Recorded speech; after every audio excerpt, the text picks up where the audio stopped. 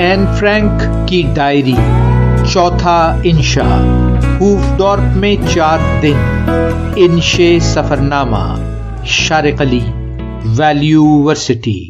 Marriott hotel کے کمرے میں داخل ہوئے تو جی کھل اٹھا۔ بے حد کشادہ اور آرام دہ کمرے۔ میرا اور آپ کا کمرہ نہ صرف ساتھ ساتھ ہے بلکہ دونوں جانب کھلتے درمیانی دروازے کے ذریعے ایک دوسرے سے جڑا ہوا بھی۔ پیچھے کی کھڑکی سے نظر آتا یہ شاندار منظر تو ذرا دیکھیے۔ ہوٹل کا بے حد حسین پائیں باغ جس میں باربیکیو کا انتظام بھی موجود ہے، 4 دیواری کے پیچھے دور تک پھیلے سبززار اور اس میں سے ہو کر گزرتے پگڈنڈیوں جیسے سائیکل ٹریک۔ کمرے میں تمام جدید سہولتیں موجود ہیں، جیسے ٹی وی، اے سی، اٹیچڈ باتھ، لاکر، مشروبات سے بھرا فریج، چائے کافی کا مکمل انتظام اور استری وغیرہ۔ بستر اور لنن بھی بے حد آرام دہ۔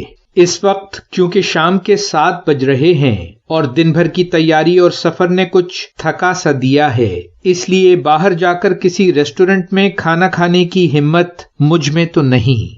روم سروس کے اس مینیو کی قیمتیں تو ہوش ربا ہیں۔ مناسب یہی ہوگا کہ نیچے ریسٹورنٹ میں جا کر باقاعدہ ڈنر کے بجائے مارگریٹا پیزا کھا کر کام چلا لیا جائے۔ کھانے سے فارغ ہو کر کمرے میں کتاب پڑھتے پڑھتے میں کب سویا ٹھیک سے یاد نہیں۔ اگلی صبح ناشتہ کیا اور پروگرام کے مطابق پہلے میٹرو بس میں بیٹھ کر ایئرپورٹ گئے اور 28 یورو فیکس دے کر 2 دن کا ٹریول پاس بنوایا۔ اب ہم ٹرین اور بس میں ہر طرح کے سفر کے قابل تھے۔ پچھلی بار ہالینڈ آیا تھا تو میں نے ایمسٹرڈیم سینٹرل میں دن بھر کی تفریح سے خود کو خوب تھکا لیا تھا۔ پیدل گائیڈڈ ٹور میں مختلف تاریخی اور دلچسپ جگہوں کو کامنٹری کے ساتھ دیکھنے میں کوئی 3 گھنٹے لگے تھے۔ اس کے بعد وین گوگ میوزیم کی تفصیلی سیر۔ لیکن اس بار میرا ارادہ اپنے طور پر ہوفڈورپ اور ایمسٹرڈیم میں بغیر منصوبہ بندی کے آوارہ گردی کرنا اور آپ سے خوب سی باتیں کرنا ہے۔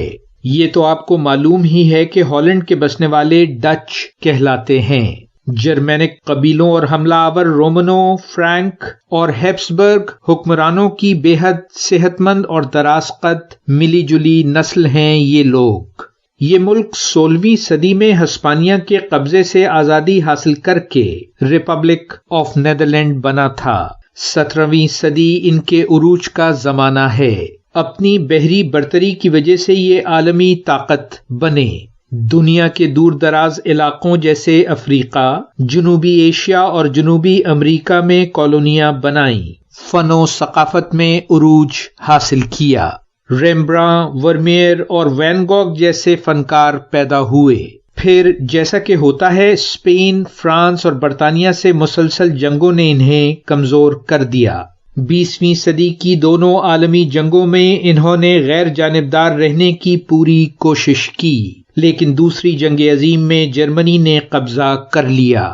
یہاں سے یہودیوں کا تقریباً صفایا کر دیا گیا۔ 75% ڈچ یہودی ہولوکاسٹ میں مارے گئے۔ این فرینک کی ڈائری میں ایک مظلوم بچی نے ان 2 سالوں کا احوال لکھا ہے جب وہ نازی قبضے کے دوران اپنے خاندان سمیت جان بچانے کے لیے روپوش رہی۔ پرمصائب زندگی کا دکھ بھرا احوال۔ بالآخر وہ گرفتار ہوئی اور اذیت خانے میں ماری گئی۔